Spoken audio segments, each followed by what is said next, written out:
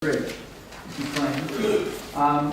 How many trees will be removed? You seem to have a number of different numbers. You're saying one, they're saying another, but there seems to be a factor of 10. I'm not quite sure why they're saying 7 or 80 versus they're saying 70. I'm just trying to find out how many. One of those is the whole application. Yeah. Graham's just done the bit that we're discussing tonight.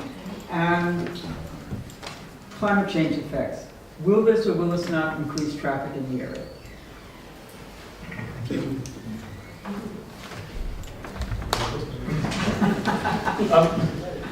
Sorry, when you say climate change effects affecting the traffic? Will it or will it not increase traffic in the area? Will Well, it increase traffic coming to this park and ride or to in the area there, or will it decrease traffic? well, the intention is it's a redistribution of traffic to the park and ride to alleviate the sections of road that those vehicles would otherwise be on. So they're going to the park and ride and then they'll journey in on one bus rather or several buses, however they're running. The intention is that it's there to alleviate and provide alternative routes. I think the submissions were saying it's between the 1% and 3% aim to reduce traffic around Ctte Junction. So in terms of the percentage, I think 3% relates to about 1,000 vehicle movements a day from 35,000. And how are you managing the marshland? How are you getting water into it? Because otherwise it's going to dry out. I think that the point is that there will be a minor bit of land changing and then ultimately digging something out, I would imagine. Again, it's one of those things where we would agree the principle of something like a landscaping area, but we would never at this point go into the details of specific species and exactly what will be there. We do that by condition. And again, at this point, the exact details of the marsh area would be agreed. And I'd put that in the members update, yes. In the sense of it being, it's not going to be connected to the river and we're not going to have a channel going through to it. But If it's higher than the river, water does tend to run downhill. I saw it last time I checked. And it won't stay up to that. Can you bring your microphone on, please?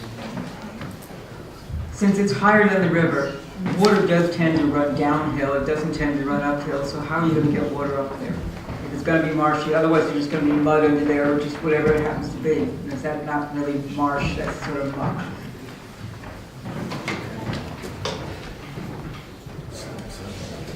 as I say, I think the specific details will be agreed by the condition, if I'm honest. Ultimately, digging out a small area and allowing plants to grow in that area, I think, would be something that could be achievable. But ultimately, it is for the details to be reserved by the condition. And if you could just once more clarify the number of trees on the Wokingham side that have been removed and how many are being planted. Do you want me to provide a bit more in terms of the whole site, just so it's clear? Focus the Wokingham Yeah. side that we're doing. Okay. I'll read the excerpt from the update. A technical note has been received from the applicant regarding trees since the report was printed due to tree removal from other land users, i.e. Network Rail and Park and Ride site clearance. As such, 14 individual trees and no groups would be removed within Woking Borough as a direct result of the scheme. For clarification, 37 new trees will be planted. So it's a net gain on the Wokingham side. But we're already getting the trees anyway for park and ride because they're included. It's not counting those. Angus? Chairman, a couple of questions just at this point. Unfortunately, I wasn't able to attend the site visit as I was out of the country, but this point may have been raised then. It's difficult to see from the plans here whether there is reasonable and safe access at the eastern end for cyclists and pedestrians to get on to the walkway that's been provided here. The other question is, this is obviously a joint project with Reading. What I can't clearly understand from the report is if in future conditions were varied, would they have to be approved by both councils? And the same, did Reading have exactly the same informatives as we have in this report?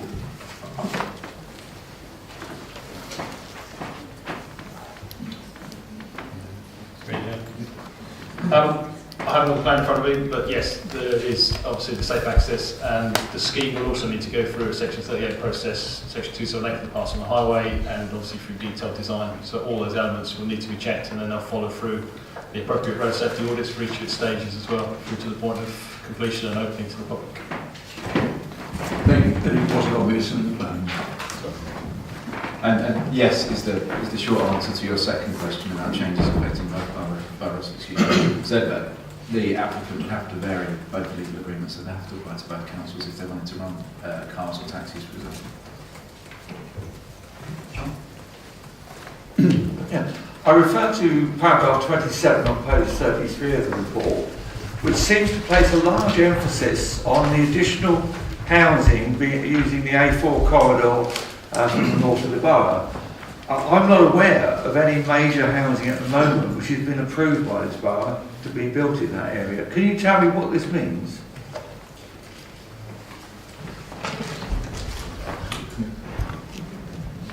It's broadly the SDL, so all of traffic, so you've got North Woking and South Woking, they've got quite a large growth adjacent to the A329M, both on the A329 and accessing onto Coppy Beach Roundabout, which will be its primary route into Reading. And data, obviously, journey to work data indicates obviously that there is a large proportion of traffic and residents obviously travelling into Reading. And this is a route such as we've got from the Parker Rides at Winnish that obviously gives us that indication. Yes, but this doesn't mention the A329M or our existing SDLs. It mentions the A4 corridor. Could you go back to the A4 corridor bit about this? Because if there's no extra housing in the A4 corridor, does this mean it's not going to be as effective as it could be? Well, it says actually new traffic from new traffic from new housing using the A4. It's not saying it's new houses on the A4. So the way into Reading from North Woking to South Woking is typically along the A329M or the A329 and then along the A4. Traffic in North Wokingham cannot get to the A4 without going through Twyford, which is currently a large bottleneck. The only way to get there is the A329M. And if you go onto this particular system, there is no connection with the A4 whatsoever. So where does the A4 come in this? That's what I want to know. What is the context? Well, just general traffic using that section. It's not referring specifically, it's talking about this, the MRT, high bus quality route, is to obviously relieve that part of the A4, and by doing that and drawing traffic to alternative uses on that section is its point. Okay, Wayne? Graham, can we come back to this tree question? The whole scheme, not just WBC, what is the number for the whole scheme? The number quoted before over the 700, that is correct. 700? Yeah. Okay. I have the utmost sympathy for these residents. I mean, we were there on Friday morning. It is a picturesque setting. You've got people walking, you've got people cycling, and, you know, I think to myself, is this the best that we can come up with? I mean, you know, in this modern age, I'm sure Peterborough could have come up with something better than this. I mean, there is obvious, you know, in London we have a massive problem, it's called congestion charging. And, you know, as I understand it, the buses that use park and rides at the moment are not full. I mean, my wife often uses the one at Winnish and it's not very busy. So I can't see how this is going to work. I mean, this is going to cost a lot of money. And as the lady said earlier, you know, taxpayers in Reading and Woking are going to have to pay for this. And as it stands at the moment, I think we've been lumbered with something from Reading here. You know, I really do. I think that Reading have obviously got a master plan, and we've got to pick up the pieces. So, unless we come up with anything more constructive over the next few speakers, I will vote against it.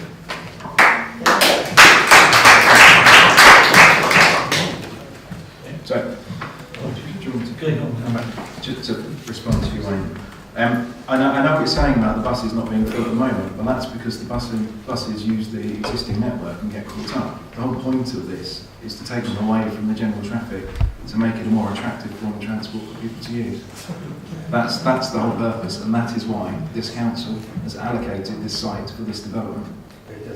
In relation to who's paying for it, that's not for you to consider as a member of committee, but you've heard that it's largely through that funding. Yes, I agree that a lot of it is not viable, but the actual appearance of this thing, we were standing there on the bank of the Thames and we were looking up to, you know, a construction that's going to be like an awful, ugly monorail, that when you've got a bus on top of it, it's going to be standing at about 8 metres high. It's going to be a monstrosity on that piece of landscape. We've, and as I think Graham told you in the introduction, this has gone to the South East Regional Design Review Panel, who are an independent body of architects, urban designers who review such schemes. And we know that we've had schemes before that we've refused that went to panel, and we lost appeals on them. So we just need to be careful on talking about design and that aspect of it when it's been independently assessed already. Yeah, I can only agree with Wayne on that subject. Having been there on Friday, it is an attractive piece of land. It is a shame that this is being considered, in my opinion.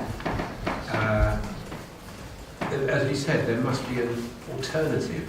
I don't know, can you tell me what the number of buses per day is likely to be on this site?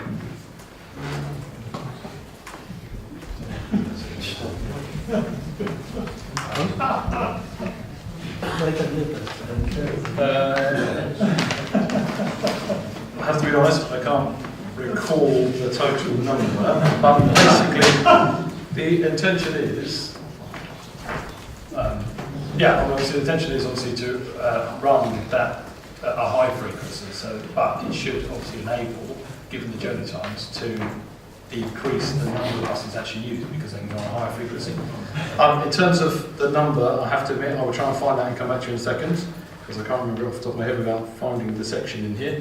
So if you carry on your questions on... But just based on, following on from that, do we have, if we don't know the number, how can we be sure we've got sufficient parking spaces allocated anywhere? Yeah, I mean, I think from my recollection, I think in the peak, so the peak hours, there was to be about 1 minute in the peak.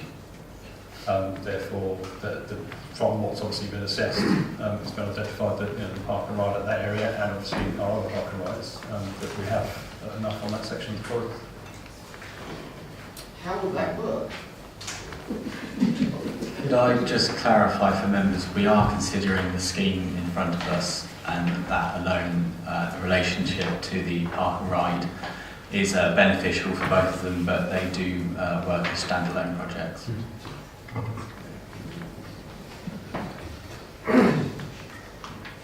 I've got Chris, Malcolm, then I've got Carl, and then Michelle. Thank you. This is quite an unusual debate. Normally we just try to find out whether the planning application conforms with the planning law, but there are two different aspects here. We've got to try and balance one against the other, and it's like comparing apples and pears. On the one hand, we are assessing how much benefit there is to traffic and congestion in Reading and Wokingham. But on the other hand, we're also looking at the environmental damage, and those who try and prove there is environmental damage, that's already listed by the planning officer. There is. This does not conform to all policy in terms of the environment. So we have this balance. What is the benefit through having this road to traffic, pollution, and what is the damage through having to build this bridge, which nobody actually wants for itself? What is that damage? I think there is a lot of damage, but as I say, we've got to try and balance the two, and it's very difficult because they're two completely different things. Really. Malcolm? I have mixed feelings about this system, basically. I approve of public transport systems, most definitely. If you've got 30 people on a bus, it potentially keeps 30 cars off the road, so that's a big plus. My concern mainly is the location. When we visited on Friday, it's a very attractive location. It obviously helps by not having nice weather on the same day. But it is a very attractive location, and we attempted to visualise what it would be like with something like a 3-metre high concrete struts with a sort of a road on top of that, and then railings, and then buses on top of that. It would be really rather high. The grass underneath is still available for people to walk, but it's very different to being in a truly open area when you've got a concrete road above the top of you. It is a very Thames obviously is a very well known, worldwide known, old and beautiful river. It has lots of people visiting. In my opinion, this concrete would tend to spoil the outlook and appearance of that area. That doesn't necessarily have a monetary value, might, but it seems out of place there. It's difficult to imagine that there isn't some sort of alternative. If it were able to be located elsewhere, I'd be much happier, but I'm equally aware we can't be proposing alternative locations. So it's a location that concerns me quite a lot. And to paraphrase a supermarket, when it's gone, it's gone. If you build this great concrete lump there, it doesn't work, and what happens in 20, 30 years when there's different transport systems and different volumes and everything else, people working at home. Trying to get rid of it, you won't be able to get rid of it, it'll just end up as a concrete lump for quite a while. Another aspect is when you start building it, it is quite expensive obviously. Unless they've got all the money and they build it in a fixed period, you could end up with it sort of starting and taking a long time. And if it stops at any stage, you're left with a half-complete concrete lump which isn't going anywhere, most unattractive, and spoiling the area. So at the moment, I am inclined not to vote in favour of this because of the location and its effect on the locality. Could you come back to Malcolm on the funding bit? Because I know it's a question I'd already asked you if the applicants ran out of money. Do you mean if, in terms of the fact that we've increased the normal time from 3 to 5 years, is that? Well, you could bring that into it. But so what Malcolm said is, if they start to build it and then find out whether they've run out of money or they don't want it, what's going to happen? There are ways and means really for the council to either order the applicant to complete the development, or alternatively, effectively to tidy up the site and ultimately restore it back to its original form. Those are options available, but obviously that is not something that we would necessarily consider to be the case. Okay. Carl? Thanks. Thank you. The first thing that I kind of want to say is going back to the kind of buses that might use this. I think the members' update talks about the benefits in terms of buses using this route over peak hour. Would be between, depending on which way you go, between 6 and 13 minutes saving. So, that's worst case scenario, 13 minutes we're going to save for 24 million plus. And that's just during peak hour, The rest of the time, the bus, it's obviously not as busy. So I don't see where the massive benefit is here. I think the resident Tamsin pointed this out, that basically said traffic on London Road will increase. That's what it says in that's exactly what she said, that's what it says in the application. Just to take the point that we just said earlier about reductions in traffic, 1 to 3% was mentioned.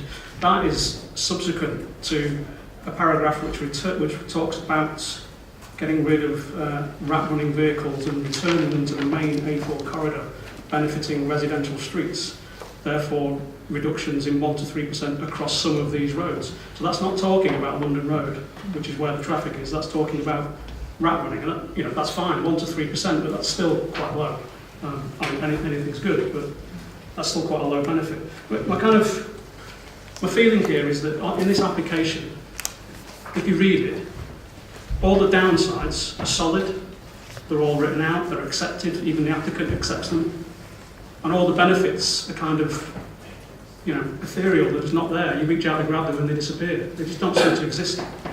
They're minor, it seems a lot of money to spend for such a small benefit and such a bad downside to me. I did have a question there somewhere. Yeah, I was just going to say bus services, yes. They talk about extra bus services that could be, there's a lot of that in this, there's possible, could, perhaps bus services. This council will not support the reinstatement of the 19 AC service in Woodley, which is getting people who are old and infirm or have young families to the RBH for their appointments. So how is this council going to support bus services for this? It just seems to me to be crazy that somehow there's going to be this massive bus bonanza as soon as we unlock the potential of this route. I can't see anything here I could vote for.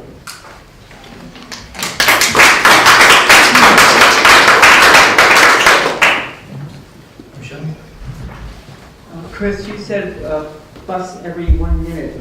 That would be 30 or that would be 60 an hour. The question I've got is, paragraph 5 on page 27 says it's a single one-way carriageway. Yeah. How are they going to get across, first of all? Yeah. And second of all, do we actually have 30 buses an hour that normally go in either direction from Reading to, that would be using this?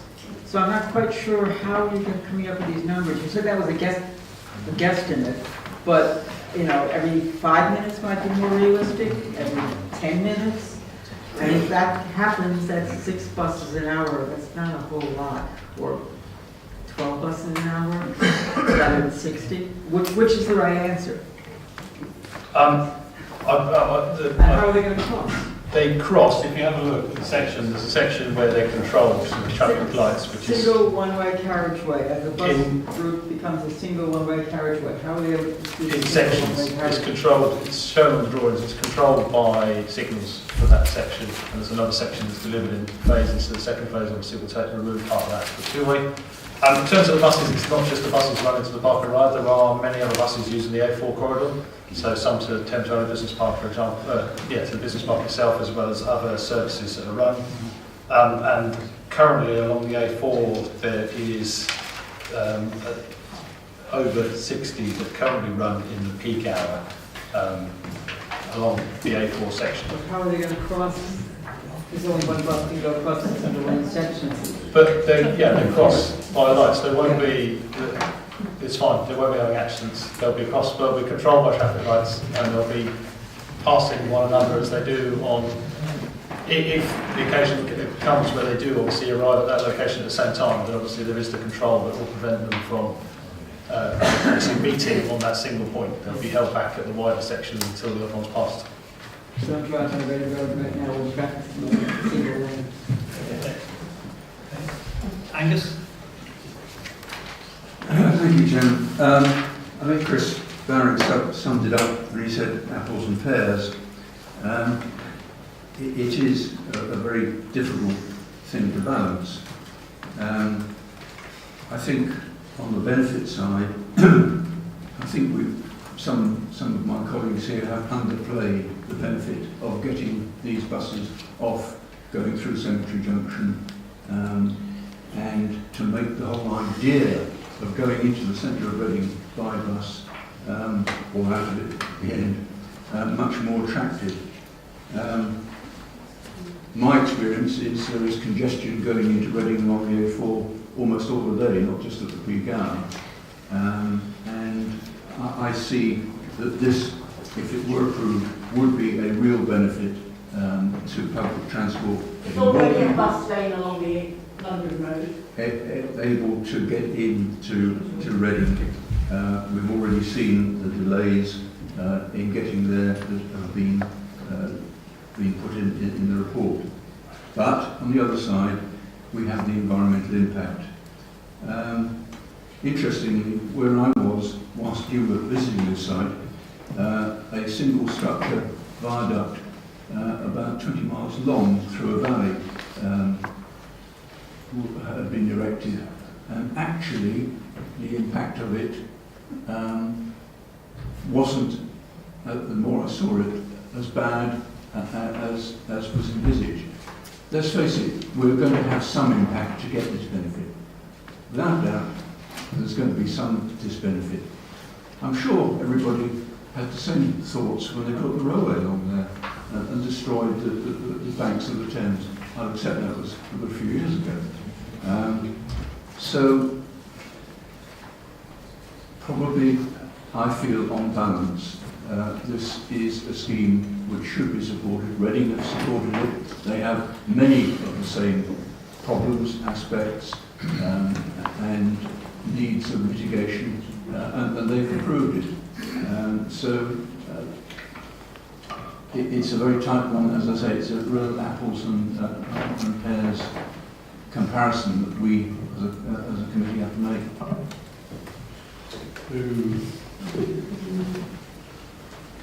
Are there any other members wishing to ask some questions or seek clarification? Carl? Yeah, I'm just wondering on whether you have this information, but you may not. The main bus service is used in my ward, wards adjacent to Woodley, at 12, 13 and 14, and I'm wondering whether they would use this. My understanding is they will. So you've got the Winch Park and Ride, you've got the Reading Station, Thames Valley Park and Ride, Reading Station, Heathrow Airport, Reading Woodley, which is the 12, 13 and 14, Reading Twyford, Henley and High Wycombe, Reading Twyford to Wokingham, which are various services, Tesco's, Reading, and then the Kenwood Hill one. And so currently at the moment in the AM peak, it is between 60 and 80 buses that obviously use that two-way at the moment, and they would be obviously transferred to this section. And I think just picking up on the bit you mentioned earlier about the viability for the bus services, clearly obviously it is a funding issue that all central, all local authorities have to have in terms of providing for commercial services. Obviously we've been doing a lot of work through the development of houses that are coming forward, and many of the bus services that we are delivering at the moment, Reading Buses has obviously broken south into the south of the M4 into our borough. And that's been quite thriving in terms of the developments that are coming forward so far. Bus take has increased quite significantly, and they're the kind of features that we're seeing quite good uptake through my journey through the public transport for increasing cycle, walking. We've got the new cycleway and walkway all the way along the A329 through Reading, from Reading through to us, through to Covent Beach. So these features are just part of the bigger package of what's being delivered. I understand a lot of the points that residents have made and members have made as well tonight, but it's like Angus has mentioned, it's part of the bigger package that we're starting to work towards, because congestion and growth obviously will continue, and this is a way of taking some off the carriageway, which will allow for some further growth, which is going to take place anyway, and obviously put them onto an alternative method and hopefully encourage more people to do the same. Okay, just a couple of comments on that. You mentioned the rail air service. That is the only service I can see which fits what's in the core strategy as a high quality express bus service. And of course, when the Western Rail access to Heathrow comes along, that will be gone. So, assuming the MRT gets built just after that arrives, they will never use it anyway. The other thing I'd like to say is on the RBC transport statement for this application, in section 273, it says it is expected that services 13 and 14 and 2 TVP services an hour would stay on London Road. So that's all the buses that affect my residents would not use this system, even though it's right next to Woodley. So I don't know whether this has been updated since, but they're saying that 13 and 14 won't use it. Did you want to come back with? It's 5 years away, it's very difficult. It is, yeah, and obviously, I mean, the thing is, the benefit of this bus service is from end to end. You want to kind of get people through quickly. There are still going to be people in the middle that we still need to collect and pick up, and therefore those buses will still need to make facilities. There's, someone mentioned obviously there is the traffic. There is already a bus route on that section. This allows. So in terms of the high quality bus route, you're right. Not all of those buses are great at the moment. There's some bus companies on there that are good, some that aren't so good in terms of what facilities they provide. But this is the infrastructure that enables that service to then be provided, and obviously the requirements through retendering for some of those services that they change to require certain specifications of buses to ensure that that quality is improved, which, as you say, is 5 years from now potentially to get that delivered.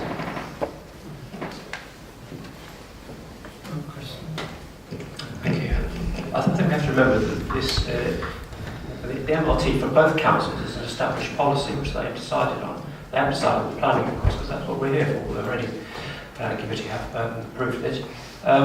We can refuse this application if we think the environmental problems are severe, but I think the arguments in that direction are going to be pretty strong to overturn what is established policy of an important established policy of both councils. Can I just say something in respect to that? I think the office has given you a very balanced report which clearly sets out harm, but also identifies significant benefits to our borough and to Reading. We have a plan-led system, and your plan identifies this site for this development. And therefore it's very difficult to come back and say, no, this isn't a suitable site for this form of development, because it's already in your plan. Wayne?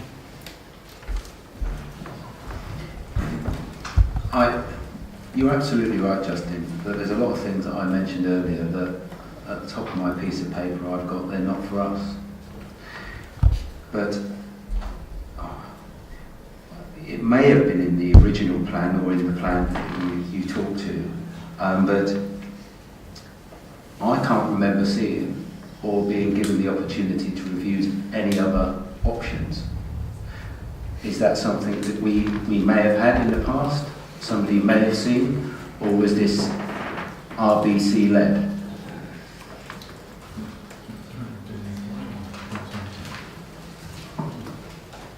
And to be clear, this is both councils' priority. It's listed in our local transport plan, the core strategy, and the MDD refers to safeguarding these areas for future development. So it's Reading clearly that granted permission already, but we have identified it in our policies as well. Yeah, I understand that, but when you say that we've identified it in our policies, we've identified this very stretch of land, or have we said at high level, MRT is the strategy that we should follow? I think it has to be this area, because if you look at the wider area around the A4, there is nowhere else really to put an MRT. So yes, I'm afraid it's this area. You know, I mean, I don't know this area very well, but I used to work at BG when BG were the first occupant of TVP. And when Thames Valley Park was first set up, part of the negotiation was the third bridge across the Thames. Now, I don't know where that went. So what I'm saying is, was that one of the options that was discounted? I'm not saying that that would have been a good option, but was it one of the options that was discounted in order to come up with this option? No, they're separate to one another. So the third Thames Bridge, I think, is also in the potential list of transport improvements in the borough. At that spot. So that is one of the spots. One of the.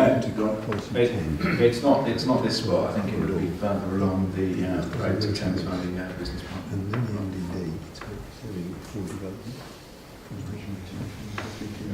Yeah, exactly. Right, members, do we have any more questions?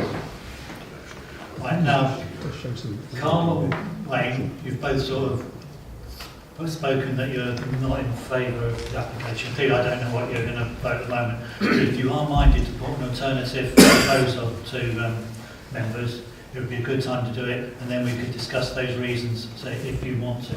Otherwise, I should be going to the vote.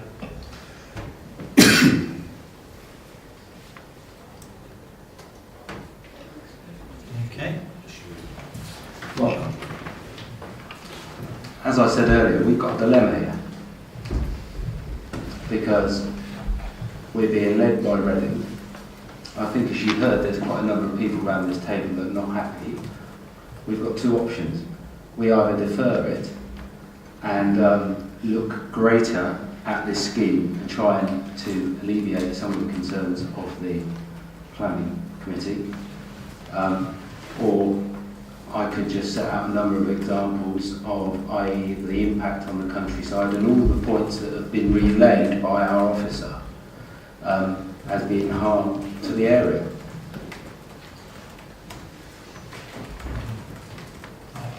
I'm struggling for the deferral because I don't know what extra information we would come back with. What specific information would you be wanting to see? Let's be clear. If you live off the London Road, and I'm talking about Liverpool Road, Cholmondeley Road, all of those roads along there, probably a lot of these people use that for their recreation. They probably use it in preference to Palmer Park because it's a very different source of recreation to Palmer Park. We're going to put this up, and let's be perfectly honest, it is going to look an eyesore. I know it might be cast as improvement, but I don't see it as that. Because I'm probably a country person, I don't see it as that. And so therefore, we've got to look at this in terms of, is there anything better that we could do without some awful concrete that looks like you're in the Bronx in New York? Because that's what it looks like. I mean, it's stark concrete on pillars. I mean, it's... Yeah, exactly. It is not nice.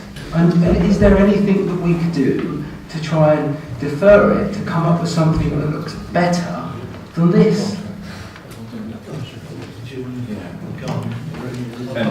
Thank you, Chairman. Wayne, just to confirm, it's not just Reading, it's a joint project. I've mentioned that. I'll mention again that it's been through an independent design review panel. And that the other point is that really you need to make a decision on the application. Okay, Angus, then Michelle. Just a thought, hypothetical, if we were to refuse this application, who and how could it be appealed? Reading as applicant will appeal, we would pay for the public inquiry. Michelle. Growing up in a tower block in New York, this is nowhere near what the Bronx is like, believe me.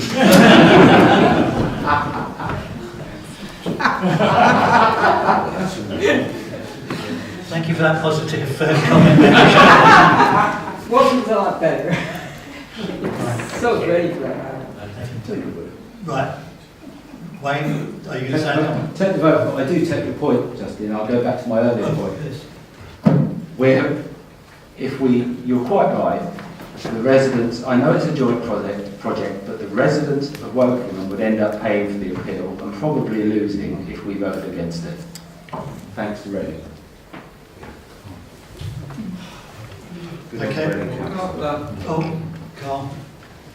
I just wanted to make one last point that kind of, despite all the material considerations that, there's a lot of them, I think, that are against this succeeding. For me, I'm very new to this planning thing. I'm not a lawyer, but I kind of try in my job, I kind of have to think methodically. I'm an engineer, and so the first hurdle we've got to jump is it in our plan? And my view is it isn't. It's not an MRT, it's not high quality bus services, it is not in our core strategy. I mean, it's arguable, I'm sure, but that if we approve it, it's, I'm not saying it's likely because I imagine people here don't have lots of money to go and litigate, but that's an argument I think would succeed. But I'm no expert, but that's mine. Our officer has told us that Macedonia is in the policy. Would you just like to emphasise it just one last time before we go to the I think, well, as we had a conversation earlier, I mean, the wording of it is high quality express bus service or mass rapid transit along the A4 and the A59 corridor.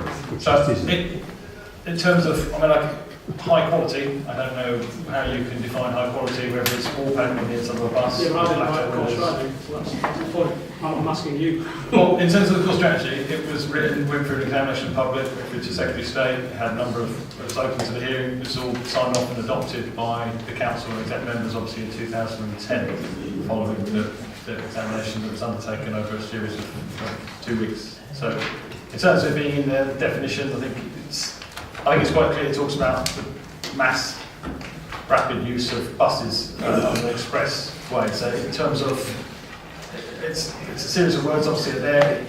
My understanding, the council's understanding of what that wording is, this would deliver it. So I think the only thing that you highlight is the fact of the high quality. So it depends on whether that's the actual structure and how it looks, or whether it's the bus service, the frequency, but from where we sit, we're comfortable in there. Okay, members, we've discussed this for nearly an hour and a half now, so I think we've had a good, full, frank debate on the application. It's set out on page 7, the recommendation for approval. Following that recommendation, there are 9 pages of conditions. The numbers of those conditions, or the letters, are going to be changed for numbers, and then there is a page of informative as well. So, all those in favour of approving this application, please show. So we have 1, 2, 3, 4 in favour. All those against? We have 5. Let's pass it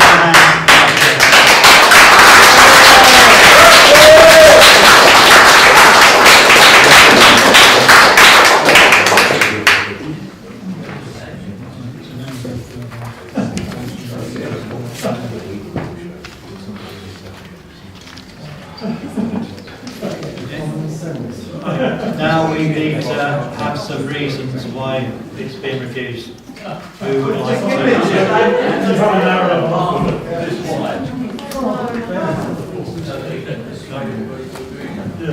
Yeah, I have a list of those. Well, this is my view. It's not mass rapid transit. It's not high quality express bus systems. What's those? Sorry, I don't remember. I can give you What one. reasons for refusal? Sorry? Reasons for refusal.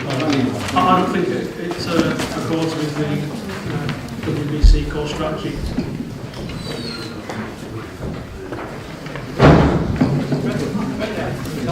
And it's not in the local plan.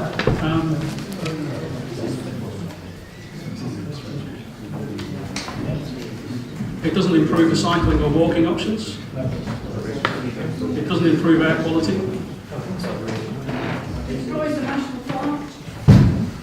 Sorry, was that? No, just shouting out.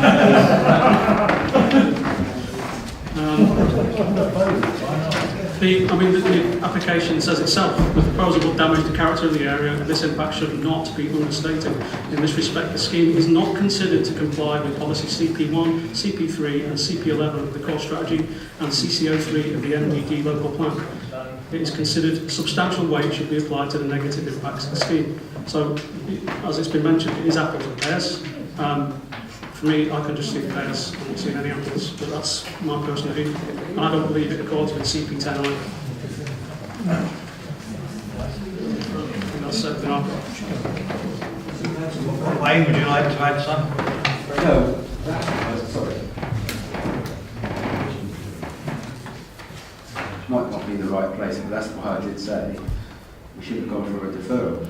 All right. I agree. I'm going to say, legal is saying to me it's too late, but I disagree with going with deferral. But was it proposed? Was it seconded? No. So, would you like to give some thoughts on those reasons? Yeah, I'd say that there are some issues with the reasons that you've put forward. I'm saying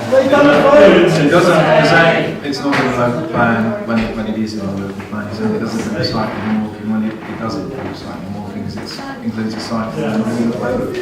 So I think you're on better ground on the areas where we've already identified them. So that might be a reason to focus. Just for the benefit of the audience, we're not re-voting again.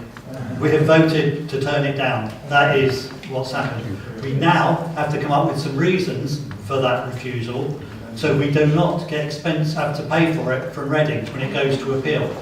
So we've got to have some solid reasons for this refusal. We've got some. Can we say it is detrimental to the local environment?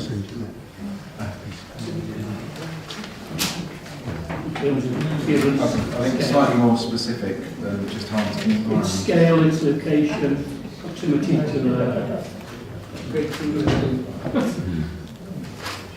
the environment. That's the only reason I object to that.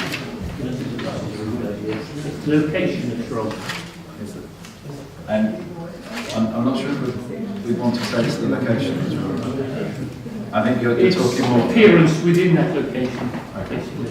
You can say harm to the character and appearance of the area and the countryside. I think saying it's in one location isn't... Yeah, okay. You can choose better wording.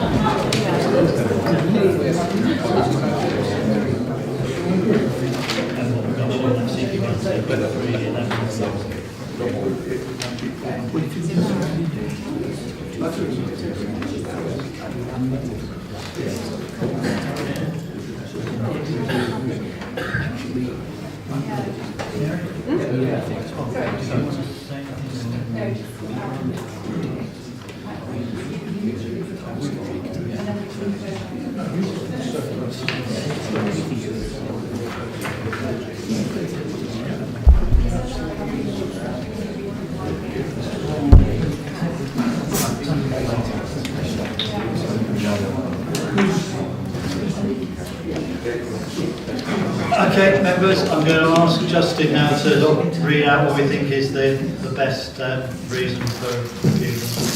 Thank you, Chairman. Obviously, I haven't got the full wording, but really, I think what members are saying is that they're concerned regarding harm to the character and appearance of the countryside and area, contrary to CP1, CP3 and CP11 of the core strategy. Beyond that, I wouldn't advise going any further on the other points that we mentioned in the material. I agree. Okay, members, are you all agreed? You understand what the reason for refusal is then? We do have to have a show of hands for that then. All those in favour of that reason for refusal, please show. And we have 5 in favour. Those against?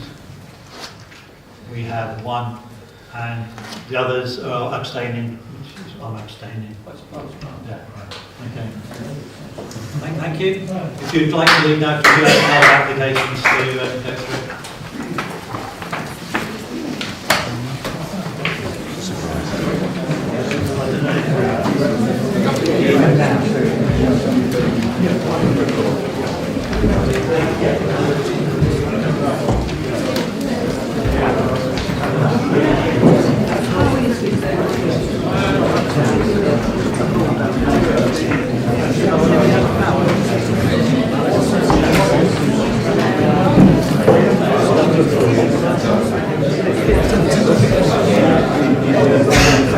Yeah, please, the public, could you make your way out, because we do have some other applications tonight.